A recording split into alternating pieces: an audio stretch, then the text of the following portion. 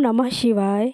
भगवान शिव के निराकार स्वरूप शिवलिंग पर निरंतर जल की धारा क्यों प्रवाहित होती रहती है? हम जब भी भगवान शिव के मंदिर में उनकी पूजा के लिए जाते हैं, हम देखते हैं कि भगवान शिव के शिवलिंग पर एक घड़े में उनके ऊपर जल प्रवाहित होता रहता है निरंतर। मैं पूजा अपने भक्ति प्रवाह चैनल के माध्यम से आप सभी को यह बताऊंगी कि ऐसा कौन सा कारण है जिसके कारण भगवान शिव की प्रतिमा पर ही जल प्रवाहित होता रहता है।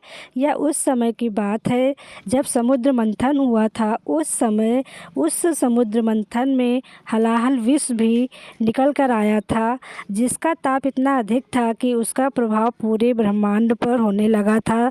सभी पक्षियों पर उसका असर दिखने लगा था। उस समय सभी देवताओं के विनय आग्रह पर भगवान शिव ने उस हलाहल विष को ग्रहण किया था। उन्होंने उस विष को अपने गर्दन में ही रोक लिया, उसे नीचे नहीं उतरने दिया था।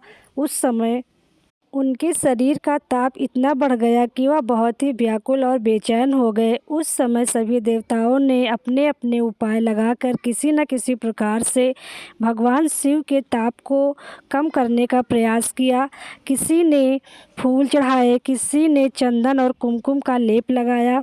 भगवान इंद्र ने बहुत ज़ोरदार बारिश की, निरंतर जलधारा उनके ऊपर प्रवाहित की। इससे भगवान शिव को काफ़ी राहत हुई और वह बहुत प्रसन्न हुए। इसलिए वह अपने ताप को ठंडा करने के लिए चंद्रमा को भी अपने सिर पर धारण कर लेते हैं।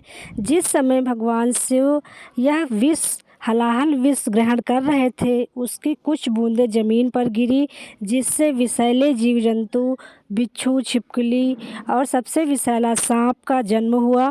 सांप को भगवान शिव ने अपने गले में धारण किया। चंद्रमा को सिर पर धारण करने के बाद भी भगवान शिव का ताप बहुत अधिक रहता था। इससे चिंतित सभी देवी देवताओं ने भगवान विष्णु से इसका उपाय पूछा। भगवान विष्णु ने देवराज इंद्र के पास गए और बोले कि तुम अपनी शीतल जलधारा भगवान शिव के ऊपर अर्पित करो।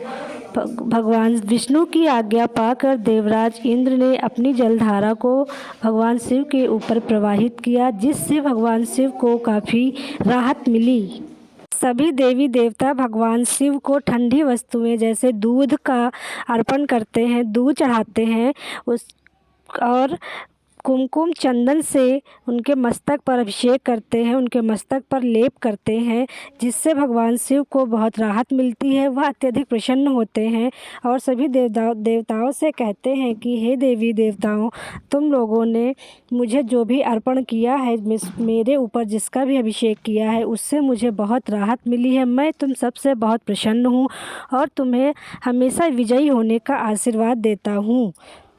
साथ ही यह भी कहते हैं कि जो भी भक्त मुझ पर दूध चढ़ाएगा, मुझ पर जलाभिषेक करेगा, मेरे मस्तक पर चंदन और कुमकुम का लेप करेगा, उसकी सभी मनोकामनाएं पूर्ण होंगी। यही कारण है भक्तों कि भगवान शिव पर आज भी दूध चढ़ाया जाता है, चंदन और कुमकुम से उनके मस्तक पर अभिषेक किया जाता है और जल चढ़ाया जाता है। भगवान शिवलिंग के ऊपर हमेशा जल प्रवाहित होते रहने का यही कारण है कि उनके ताप को नियंत्रित करने के लिए ही यह व्यवस्था की गई है। यही कारण है भक्तों, भगवान शिव को दूध और जल से स्नान कराया जाता है और इसका विशेष महत्व भी है। समुद्र मंथन के समय सभी देवी और देवताओं और असुरों ने भगवान शिव की जय जयकार की और तब से ही भगवान शिव पर जल और दूध का स्नान करने की परंपरा चली आ रही है। दूध और जल से स्नान के पश्चात कुमकुम और चंदन का लेप लगाने का विशेष महत्व बताया गया है। ओम नमः शिवाय भक्तों।